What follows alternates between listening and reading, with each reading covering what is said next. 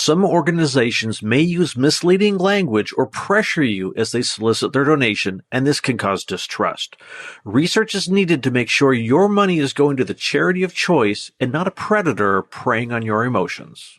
Today's guest is Laurie Styron.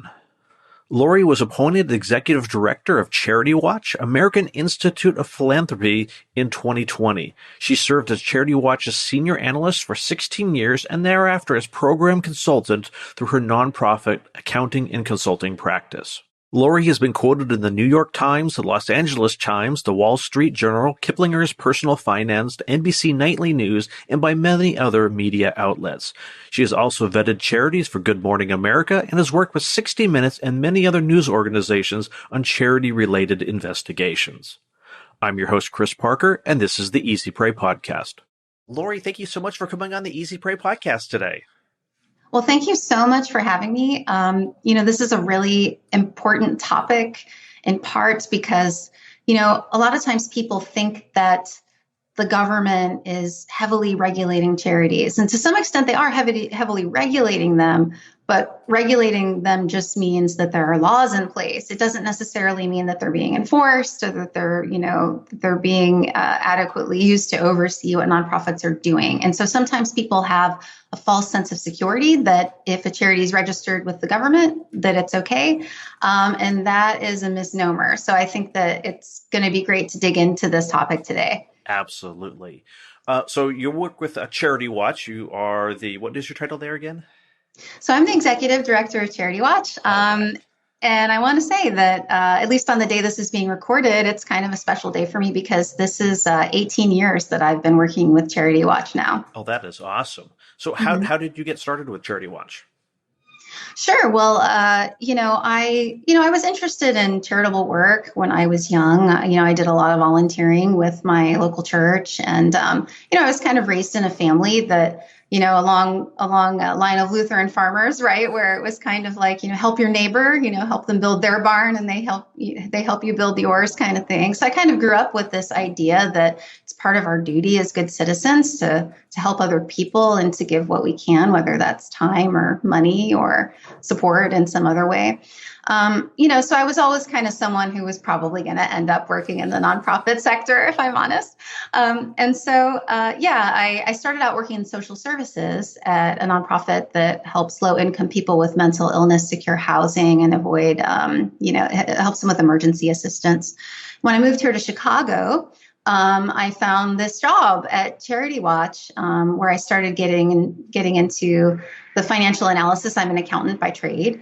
So I ended up in October 1st of 2003, working at CharityWatch, primarily there as the senior analyst. When the president of CharityWatch and the founder of CharityWatch retired in early 2020, I was the logical choice to take over. So that brings me here today. That's super exciting. So was there a reason that CharityWatch was started? Was there some, incident that happened? Yeah, well, the founder, Daniel Borikoff, he saw that at the time back in 1992 when CharityWatch was founded, a long time ago, way before the internet, that there was really a dearth of information about charities, that people weren't really making fact-based decisions about what nonprofits to donate to. They were really more donations of convenience based on who asked you. You get a letter in the mail, you get a telemarketing call, or even just a neighbor goes around with a jar saying, hey, help support the local this or that. And that's how people decided who to donate to. And so, the founder of CharityWatch, he saw that there was a need for an organization to come in and to be able to tell people, hey, we have expertise in this. We can dig through these financials and we can tell you if how the charity is marketing itself, reconciles with how they're really raising and spending your donations based on how their finances, what can be gleaned from the finances. Gotcha. So earlier you talked about that there's this impression that charities are super well regulated. Is there any regulations as to what percentage of their incoming donations actually have to go to the causes that they support or kind of what they say they're doing? It would be great if that were the case. And, to the credit of a lot of the state AG offices, Attorney General's offices, there have been a lot of efforts over the years to say, hey, you're a nonprofit organization, and especially if you're a public charity, you are operating, at the good grace of the general public. We're essentially subsidizing your existence because you're not paying taxes on your income. So, hey, you should have to give something back in return. You should have to give some kind of guarantee, like if people are donating money to you, you need to spend at least half of it or 80% or some reasonable number on it on the programs that you're soliciting for. And this is kind of a nuanced discussion, but about 20 years ago, attempts to regulate that at the federal level got shot down on First Amendment grounds. And then there have been other attempts by the states. I think the state of Oregon a number of years ago tried to instill something similar, at least within their state borders, and that got shot down on First Amendment grounds. What it comes down to, and I do understand this, it is a nuanced issue, is that there are really popular causes like sick puppies and kids with cancer and injured veterans, right? And those are really easy to raise money for. But in our society, in our very complex and diverse society, we also have a number of really niche causes that maybe aren't so popular, or maybe they only serve a very tiny population of people, like a rare disease or something. And it's a lot more difficult and expensive to raise money for those causes. And so what was determined is that requiring charities to spend a minimum percentage of your donation on any specific thing is sort of indirectly limiting speech. Mm-hmm. And so this is why it has been so incredibly difficult, because I think, right, like your average person would say, hey, there should be a law against it, yep. Right? And this is the reason there isn't. It's because, it was determined on constitutional grounds that, just in principle, that, limiting speech in this way could really sort of have the unintended consequence of making it difficult for these unpopular or niche causes to get funding. And that makes sense. If something's particularly niche, to reach the people that would actually donate to that particular organization might be more complex than showing pictures of sad puppies, let's say. Exactly. Right. And so, you don't necessarily want the government deciding who is allowed to raise money from the public. Right. And I do understand that as much as a watchdog, I would also love for there to be some more regulation. I think there probably would be some ways to put some more regulation in place, but thus far, in principle, this is why it's been so difficult. And so this is also why the general public really, really needs to understand that the government in this case cannot totally watch out for you. They can require charities to file tax forms every year, to, register to solicit in the states and that kind of thing. But a lot of these departments, it's not that people are flaky or not doing a good job on purpose. It's that they're underfunded. There's just really not adequate funding for, state and federal regulators to really provide adequate oversight. Mm-hmm. And so, as a donor, you need to understand, okay, I'm somewhat on my own here. Yeah. I can't just I can't have this false sense of security that the government's, heavily, like I said, there are regulations, but the enforcement of them is what is at issue due to those limited resources. So a place like my organization, CharityWatch, is a good, starting point for people to find efficient and effective charities to support, because we've actually looked into those finances, some of which are very complex. And we've actually dug into those and figured out, okay, if you donate $100 to this nonprofit, this is how much will actually be used on the programs. And this is how much money it costs that nonprofit to raise that $100 from you. Mm-hmm. And that's got to be something to me that's important, because if I have some cause that I'm really passionate about, $100 to this one charity, has a differing impact than $100 to a different charity. Yeah, exactly. And, I wouldn't ever encourage people. And every once in a while I encounter someone like this, where they'll say, oh, I see that this charity spends 81% of their donations and this one only spends 80%. I'm going to give to the one that spends 81%. So what I tell people is, listen, use the financial efficiency as sort of like your initial vetting, right? Like if there's a charity, they're spending, our top rated charities, they generally spend at least 75% or more of their budgets on programs, and it costs them $25 or less to raise each $100 in cash support. If a charity is top rated on our site, if it's basically financially efficient, that should be your initial screening process. From there, decide, does this charity actually operate the programs that are important to me? So I can give you an example. Yeah. Sometimes there are, for example, veterans organizations, and that's a really popular cause. That's a pretty easy cause to raise money for, which also means that there's a lot of predatory people who swoop in and try to siphon off that money. So some veterans organizations or military-related organizations, they provide direct aid to veterans, right? Or they support a military, an independent hospital that helps veterans or that kind of thing. And they're actually providing direct aid or doctors or support for rent and mortgages or healthcare or that kind of thing, right? There's other organizations that all they do is they send out a lot of direct mail where they'll include some kind of call to action, like fly your American flag to show veterans you care. And they're allowed to report this as a program expense. Oh, wow. Even though they're asking you for a donation 10 times in this letter, as long as they include some kind of call to action in that letter. There's a couple of very flimsy other elements they need to meet, but basically we've seen instances of charities spending, $6 million of their $8 million budget, which is a lot of money every year, just sending out direct mail to people. And then in their marketing materials on their website, they say, 90% of everything you donate goes to quote unquote programs. Well, what's in those programs? Are you really helping people? Are you providing direct assistance? Are you providing education, scholarships? Are you, something that's really legitimate, right? Or are you just really using my donation to send out more fundraising letters or telemarketing calls, and it just becomes this like cyclical cesspool of fundraising, right? Yeah, I've definitely. It's interesting, as this episode airs, it will be very near Giving Tuesday, and we know that in the last 2 months of the year, giving goes way up to charities or people trying to figure out their tax returns and how much they're going to donate to charity for tax for tax purposes. Right. And I think it's just that time of the year where people are just more generous anyway.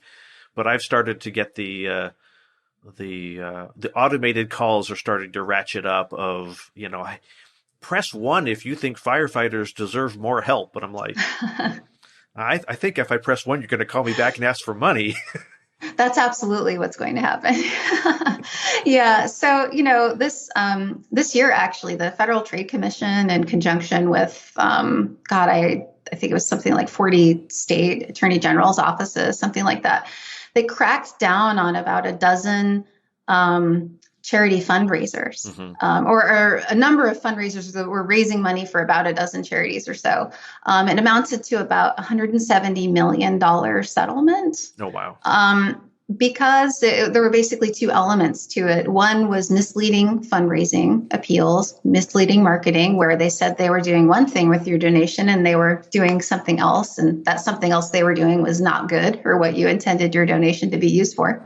And then, the self-enrichment element, right, where there may have been something going on where people maybe were claiming their salaries were really, really low, but they were through some other kind of back channels, getting some kind of compensation that wasn't being reported. There was some maybe related party transaction where a business was benefiting that was related to one of the board members, that kind of thing. And we see that kind of thing go on quite a bit, unfortunately, which I guess, if you don't mind, brings me to kind of another point. Yeah. Which I think is a really hot button issue for a lot of donors, which is that a lot of donors get really, really focused on the salaries of charity executives.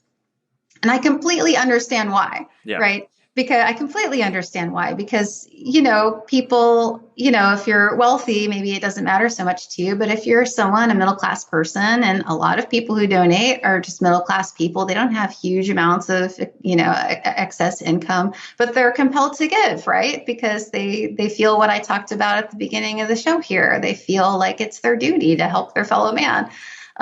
So I understand why people are focused on salaries, but here's the problem. a charity competes with the private sector for competent people. Yep. So it's actually, when I look at tax filings, it's actually a red flag to me when I see a vastly underpaid board of directors, or not board, but officers working at a charity, because you have to ask yourself, okay, this person claims to be working 40 hours a week, 50 hours a week for this nonprofit as the president, and they're claiming that they only get paid $20,000 a year to do it. So often what I have found is that, well, they're getting a $20,000 salary from the charity, but it turns out their brother owns the fundraising company that's charging the charity $8 million a year to do the fundraising, right? Or we saw an instance of a leader and founder of a nonprofit animal charity that had designed a logo for the charity 20 years ago. And he decided that he needed to get paid every year for the charity to use this logo. And, between that, licensing fees and the rent he was getting for letting the charity use part of his house as an office, which was his decision, by the way, it was something, I think it was close to $1 million he was claiming that the charity owed him in payments plus interest. And I think the interest was billed at something like 7%, something like that. I'd have to double check. But, there are a lot of ways for bad actors to get around reporting all the compensation they're receiving from a charity. So I would say, sure, use common sense. If the woman running your local cat shelter is paying herself $500,000 a year, that's inappropriate, right? Yeah. But if someone's running an international charity that requires, maybe a medical degree and an MBA, right? I mean, you can't hire someone like that for $40,000 a year. Yeah.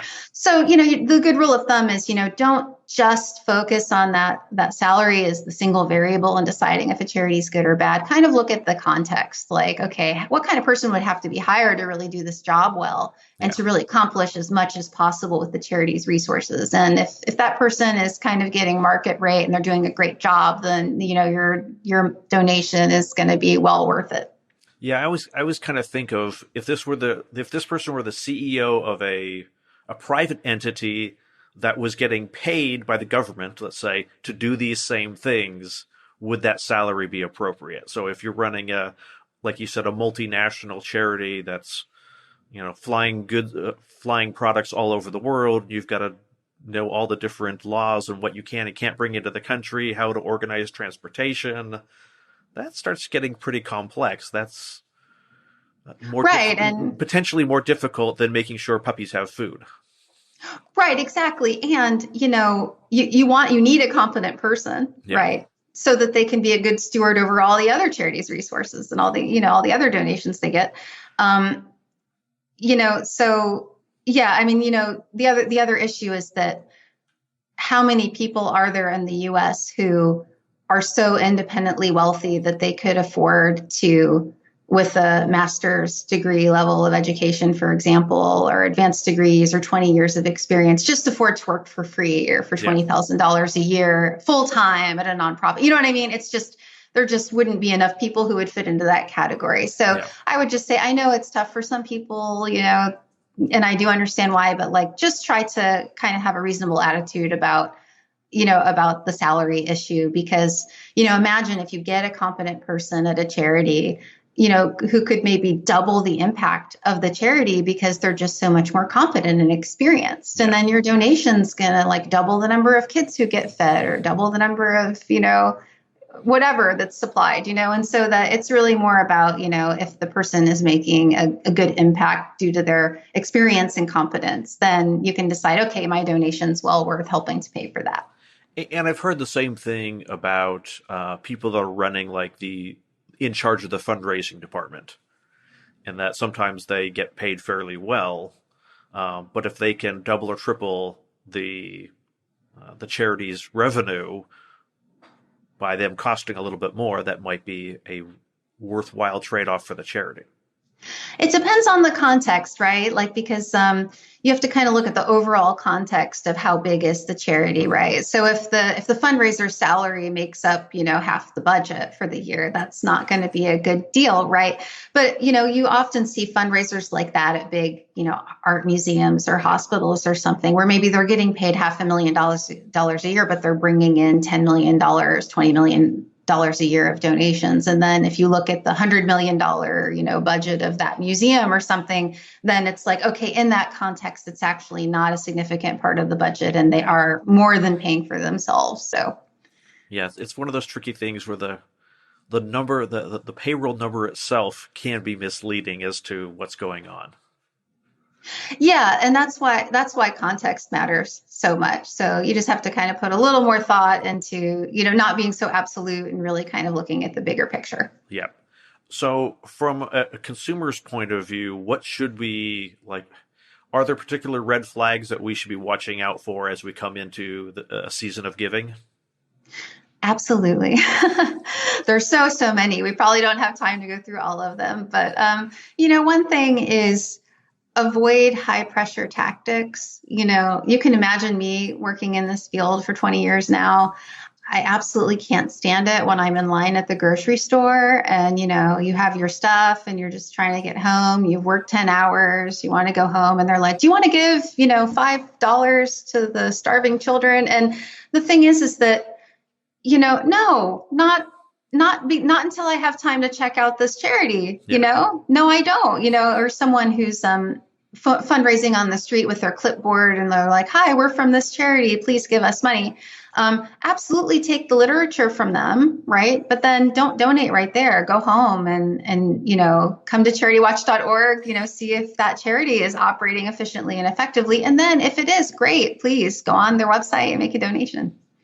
So, the high pressure tactics is something to look out for. People need to maintain good boundaries and be willing to say no in the moment. Yeah. And you only have so much money to donate. You want to make sure that you're donating to charities that you're passionate about, not because someone was pressuring you to give to this charity versus that charity.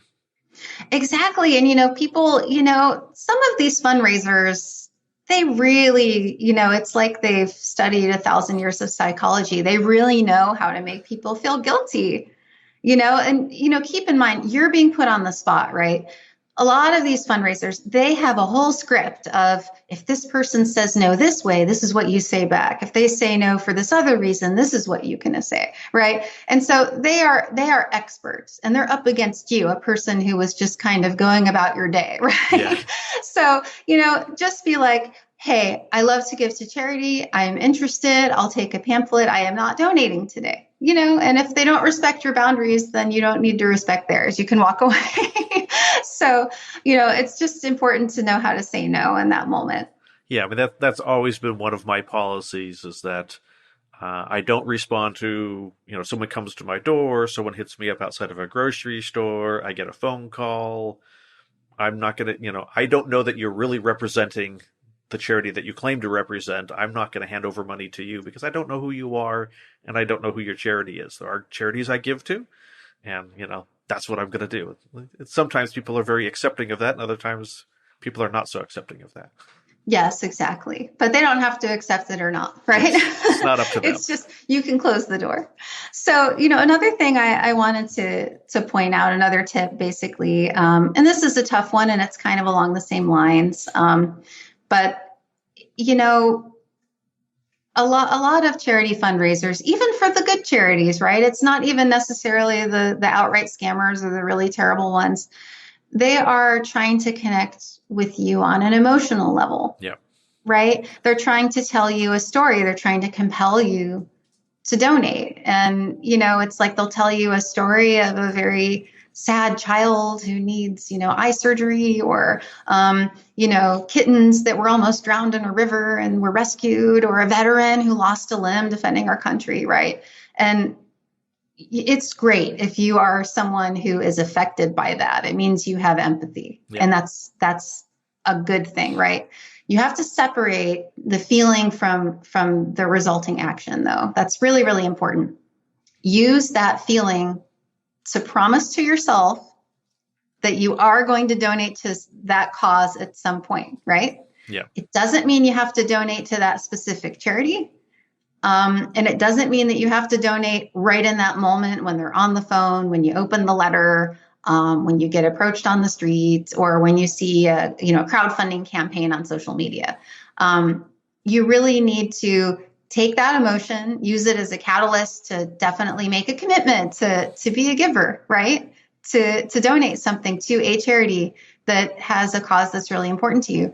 But you don't have to donate to that specific one. Yeah. So just stop and say, okay, I opened this letter. I'm seeing pictures of abused horses, So, hey, if that inspires you to want to help abused horses, just, come onto our site or do some research on your own. We have a lot of resources on our site for charities that maybe we aren't able to rate because we can only rate so many because it's very time intensive, right? But we have resources on our website, resources for donors page, where people can learn how to do some research on their own as well. So yeah, just stop. Don't necessarily write a check or go online and make a donation to that specific charity. Check out other charities that are working in that cause or similar causes. And then go ahead, when you feel good about that you have found a good charity to donate to, then make a donation to that one. Yep. You talked about crowdfunding. Like, to me, I'm always really leery about any crowdfunding I hear. I've seen too many news stories about, someone started some crowdfunding thing, raised $250,000, and then you find out later on that whatever they were claiming was the issue, totally, they weren't injured in a fire. They're just scamming, and they've just now picked up $250,000. What do you do with crowdfunding? Okay, crowdfunding.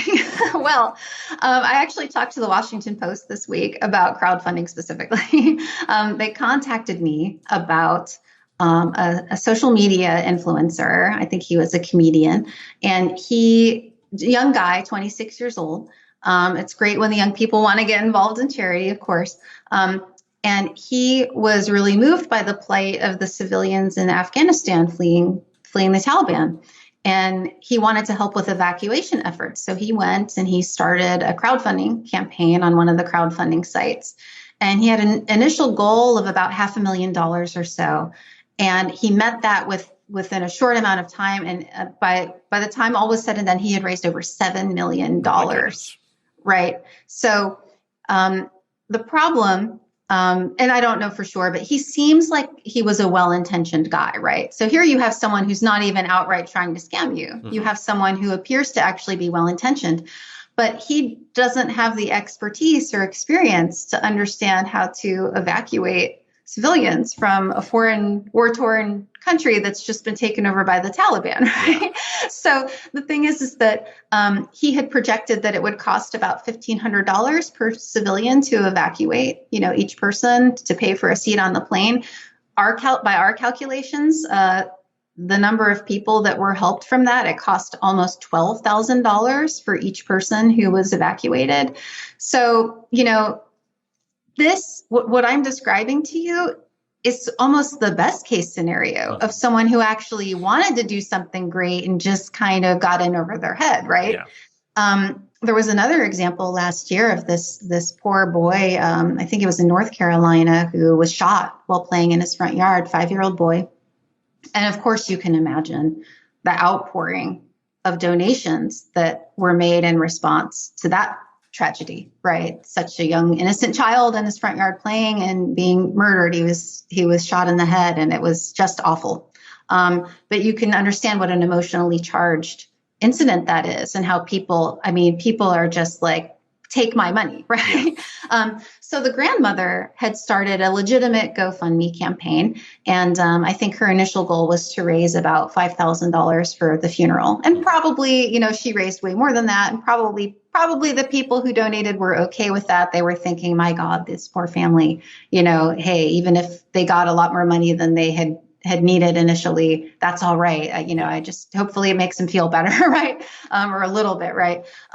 So, that aspect was all right. But then there were something like, more than a dozen fake campaigns that were just started by random people, not associated with the family in any way, that were just, posting similar stories and claiming to be raising money to help the family, and that's not what was happening. They were fake. Most of them were fake. So I think that GoFundMe did intervene at some point, and they tried to take some of the pages down, or did take some of them down, and then they also tried to, from some of those accounts that got shut down, did try to get some of the money to the family. But it's just impossible. Those platforms are not designed before the fact to vet every individual who goes on there and creates an account. Sometimes if there's enough media attention on a fake campaign after the fact, some of these crowdfunding platforms are able to kind of shut things down and salvage some of the money or whatever. But that's just, it's really not the best way to give. And I think there's another really important point here, which is that when you donate to a 501c3 registered public charity, you have the ability, and this is also what we do at CharityWatch, you have the ability to go to the IRS's website and make sure that it's a legitimate registered charity. You have the ability to go on federal websites and access their annual tax filings. Now, you might not have expertise to interpret them, but the information's there, right?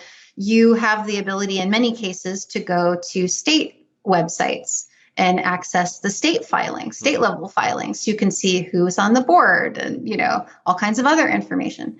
When an individual person is raising money on a crowdfunding platform, they're not subject to any of these filings and regulations and annual reporting. It's really not much different than just handing cash over to someone on the street. And that's why I think that anonymity of being online poses such a problem for people, because I'm willing to bet that your average person, when they're asked for money by, say, a very needy homeless person who probably could really use your help, right? The average person, they kind of avert their eyes and they walk by and they're like, I can't give to everyone who asks me on the street, right? Yeah. And then that same person will go home and make a donation on a crowdfunding platform for more money than the person on the street was asking for. Yeah. Just because there's some pictures and a sad story, and you really need to you really need to keep your emotions in check in these situations, because, our advice at CharityWatch is that it's best to cut out the middleman when you can. I mean, obviously there are stories of individuals, raising money for a very tragic event, right? But when someone's raising money and they're saying, I'm raising money and I will be donating it to a charity, well, then what's the point of this middle person? Yeah. It's great. If there's someone that has a little bit of fame, whether they're an actor or singer or they're a social media influencer, they can leverage their fame to bring attention to a cause and say, hey, this is a terrible thing, or we're trying to, solve climate change, or this or that or the other, and please donate to this charity that I'm partnering with. That's an awesome thing. That's a great way for someone like that to use the fame that they have to, for a good cause. But there's absolutely no reason that you should first donate to them and then wait around to see if that money eventually gets to the charity that they're purporting to raise money for. There's really no function that they're serving in that situation. Yeah, I think with crowdfunding, my perspective has always been, I don't give to any crowdfunding campaigns where I don't personally know the individuals involved. Yes, so and that's if it's a friend of mine and, it's, their child is sick and they're raising money for treatment, okay, I feel fine about that. But if it's, well, I saw this situation and I'm going to post it on my Facebook page, everybody should give to this, I'm like, well, but I don't know who that is. And you don't know who that is. We have no idea if it's a real cause or not. Exactly. Yeah. So that's a good rule of thumb. I mean, I know that there are a significant percentage of donations that are actually made to people that the donors know. Yeah. It's sort of like a way for the recipient to save a little face, or, by maybe not in such a direct way, asking for money. It's a difficult thing to ask for help for a lot of people. And so if a crowdfunding platform can kind of facilitate that, sort of serve as a bit of a social lubricant where your friends and family can support you without you maybe feeling embarrassed to ask them in a direct way. That's great. If you're donating to someone and you're positive that's the legitimate campaign, then that's a perfectly fine use of a crowdfunding site. Mm-hmm. Are there any other red flags that we should be watching out for? Yeah, there are a lot. So you just stop me when we run out of time. Another popular one is donors love to see charities that say, we will spend 100% of your donation on XYZ, right? It sounds great, right? And typically if you dig into it, the charity, because it's not logical, right? Yeah. Like, okay, you're a charity, you have to pay for rent and utilities and insurance and salaries and this and that. How are you possibly spending 100% of all donations on, saving puppies if you have all of this overhead, right? It doesn't really make any sense. But people see that we spend 100% of your donation and they get really excited, right? They're like, oh, great, my donation won't be wasted. When you dig into it, usually the charity kind of equivocates, right? But then what it comes down to is they say something to the effect of, well, we got one of our wealthy board members to pay for all the overhead so that your donation can be used just on saving sick puppies, right? Yeah. And this is just marketing spin, because they could just as easily say the opposite, because money is fungible. They could say 100% of your donation is going to pay for overhead, so that 100% of our wealthy board members' donation can be spent on saving sick puppies. And then you'd say, hey, wait a minute. That doesn't sound like a good deal. I didn't want my money going to overhead. I wanted it going to the puppies. Exactly. And so the thing is that this is marketing spin. When you see 100% of your donation goes to something, it is not real. It is not real. Don't believe it. It's definitely not real. What you want to make sure, as I said earlier, is that that a reasonable amount of your donation goes to the programs, right? That a charity has reasonable overhead, that they're being a good steward of your donations, that they don't have extremely high fundraising costs or management expenses, and that they are spending the majority of your donation on the programs that you want to support. Mm-hmm. Is there like a threshold, like, between these numbers seems to be in most cases? Obviously, there's going to be fringe cases on both ends, but what's kind of that range where you think where CharityWatch thinks that this is in the generally acceptable percentage of money that goes to overhead? Sure. Well, we have on our website, we have like a sliding scale, because we rate charities on an A+ to F scale. So you can decide for yourself if a charity that gets a C, if that's good enough for you, right? Especially, if there's a more controversial cause, those are more expensive to raise money for. So if a charity like that gets a B- rating, it might still be worth supporting because it's one of the few groups out there. It's serving an underserved population, that kind of thing. Mm-hmm.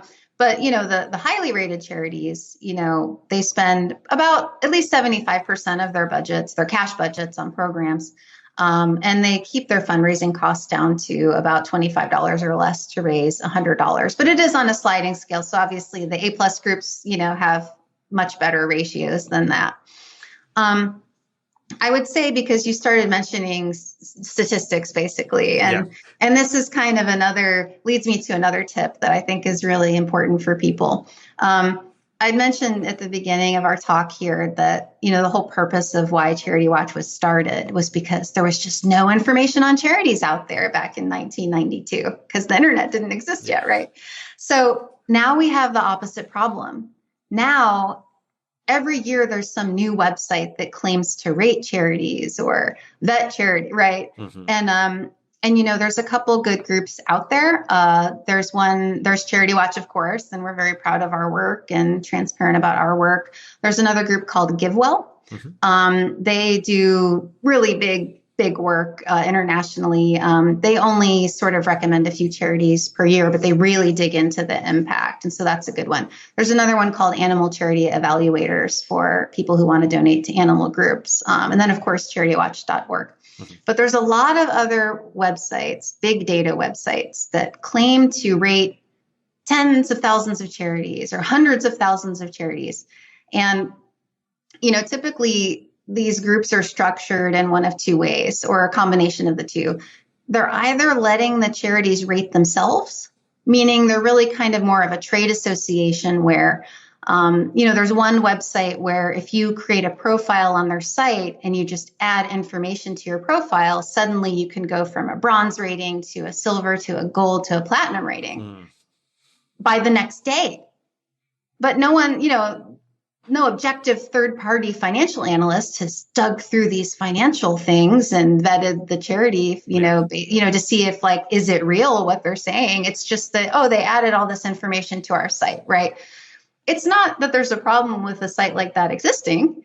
It's just that it's a problem if donors think that someone has vetted that information when it hasn't been vetted. That's where the problem is. And then there's other big data websites that basically pull the self-reported information from charity tax filings. And then they kind of spit out pie charts and percentages and things. And these are really popular because, of course, if you're not actually really adequately vetting any information, of course you can rate 100,000 charities, right? Because you're just taking what the charities tell you at face value and you're just saying, hey, this is what they said and here's a pie chart or whatever, or some qualitative information that the charity provided about their own impact. So I guess, another tip is that when you're doing your research, including when you're encountering some of these types of websites, right? Find out, did a qualified financial analyst look at any of this stuff? What is the process here? Is this just a computer running something through a formula? At CharityWatch, we've caught a lot of situations where a charity might get 4 stars or platinum status or, top 10 charities or something. And then we've found that this charity is really only spending 10% of your donation on their program. So that's the thing. There's a lot of these big data sites, and just make sure that you understand what is really being looked at and how it's being vetted before you kind of rely on that to make your donating decision. Yep. And you always, you also said make sure we're giving directly. Don't go through third parties to donate. Exactly. There's really no reason to insert, here's the thing, right? And this is, I know that your whole theme of the podcast here is talking about fraud. And so I imagine that you have a lot of advice on this same topic, which is that the more hands your money goes through, the more hands your data goes through. Yeah. Right? The more your data is exposed to more people, more places, more websites. The same thing with the more places or people your money is exposed to, people are getting a cut. Yep. Right? People are going to get a cut. So if it's going through a lot of hands, by the time your donation ends up doing what you want it to do, there's going to be, in some cases, very little of it left over. So, like I said, with the crowdfunding, if some person is saying, I'm raising money to donate to some charity, just go to the charity's website and donate yourself, right? Another issue with, again, even if you have a perfectly legitimate crowdfunding campaign or a perfectly legitimate fundraiser who is absolutely going to pass that money on to the charity, sometimes these middlemen, they hang on to the donation for a long time, so even if it does eventually get to the charity, sometimes some of these third-party platforms, they'll have some kind of rule where it's like, oh, well, we only transfer donations over once the donations reach a certain total amount, and then we make a transfer or something. There's just details there where, it can be different. There's too many examples to go through all of them. So just cut it out, cut out the middleman. Just go right to the charity site and give a donation, get your receipt. It's just a lot easier and cleaner. Yeah, it's one of those, we need to wait 30 days to make sure all the transactions clear. And in the meantime, we're going to invest the money and get, 2% return on it. Right. And then, and then we'll eventually get it to where it's supposed to go. Exactly. And, these companies, like they, if they're for-profit companies, or even if they're like nonprofit platforms, in order to exist, right, they have to take some kind of a fee. Yep. Right. So the thing is that you just don't know. I mean, charities, of course, internally, even if you donate on their site, they probably have some small processing fee, like 3% or something, where they have to pay for the lockbox, or they have to pay for the credit card processor, or that kind of thing. But it's usually a few percent, right? But if you give through a third party, you might be paying 5%, and then another 3% the charity's paying. So before you know it, like 10% of your donation's gone or more. All to processing fees. Yeah. Yes, exactly. Right. And then charities, I mean, a number of charities that I give to will disclose, though, hey, if you send us a check, the processing fee is much less than if you go through our credit card processor, who they want, 2.5%, 3.5%, whatever the percentage is. So I have seen a number of charities disclose these are the fees that we pay on the different ways that you can send us money. Yeah. And, every charity is going to have some fees, so it's just about, like if they're reasonable, that's the important thing. But that actually brings me to another good point. So I'm glad that you brought this up. So sometimes, and, God bless them, sometimes you have these little old ladies who call us up, and we love our members and our donors, and we're so happy we can help. They'll call and they'll have a giant pile of donation requests that they got in the mail over the past month or two. And they say, I'm on Social Security. I really can't afford to make big donations, but I'm just going to send every one of these places $5. Mm-hmm. Right? The problem is that if you send tiny donations like that to a lot of charities, every single one of those donations is going to have some kind of flat fee plus some kind of variable fee taken out of it. Whereas if you just pick one or two of those charities and send them $25 or $50 or a little more, then the total amount of your donation going to fees is going to be much less. Mm-hmm. Sending $5 to a charity, I mean, the chances that much of that will be left after all the fees, is pretty low. It's really better to just wait till you have a little bit more and donate a larger amount to one organization, one or two. Yeah, I mean, that makes sense. They have to send out a receipt and set you up in their system and maintain whatever data they have obligated to maintain. All that costs money. Right. And then, of course, and, you can't blame charities for this, because charities exist because they rely on donations for, to support their organization. So, of course, if you end up in their donor database, even responsible charities that may only solicit you 2 or 3 times a year, the amount of money they're going to then pay to solicit you the next year and the next, even if you don't give anything, they're sending out letters, they're paying administrative assistants, they're paying their mail house, the postage, this and that.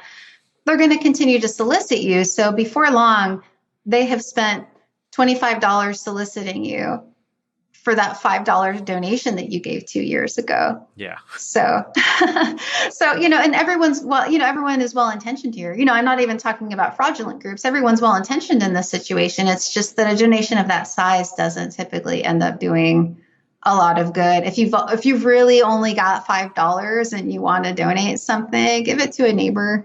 Who needs a meal? You know what I mean? Like, just give it to someone who you can see right away that it's going to help them out in some way. Yeah, I think that is an awesome way. I think it's an awesome place to close out. There's always good things that you can do around your neighborhood. If you don't trust organizations to use their money, then go cut your neighbor's lawn. There's things that you can do even if you don't have money that you can help out your community. Absolutely. And I mean, I would say, I know that, at CharityWatch, we do focus on, the fraud. We also recommend a lot of great nonprofits too, but we do kind of focus more of our time on trying to prevent people from donating to fraudulent or inefficient groups. But I do want to say that the reason we do what we do is so that people can maintain trust in charities and trust in the nonprofit sector, because please believe me when I say that the vast majority of charities out there are good. People are working really hard. People are very dedicated. Often they're underpaid and they're doing a lot of great work. So ideally, if you can, donate to charity and also cut your neighbor's yard, right? But yeah, so I'm in no way discouraging people from donating to charity. I'm just saying, make that little bit of research you do before you donate part of your giving, part of how you give back, and part of your commitment to being a good steward to your fellow man, especially during this holiday season, when we should all be in that spirit of giving back. Absolutely. And what is CharityWatch's website again? It's CharityWatch.org. And I want to mention quickly that for people, because we have a lot of elderly people who maybe aren't so savvy with the internet, we do actually put out a publication twice a year, a paper publication. So if you're someone who's older and you don't necessarily like going online, you can contact us to find out how you can get one of our publications. Absolutely. We'll get that information from you and we'll link it in the show notes as well. Okay, great. Well, gosh, it was so nice to talk to you, and maybe we can do it again sometime. But I hope that I hope the two of us have been helpful to some donors today. I'm sure it has. Laurie, thank you so much for coming on the Easy Pray podcast. Thank you. Thank you for listening to this episode of the Easy Pray podcast. Notes and a transcript of this episode with Laurie Styron can be found at easypray.com/91.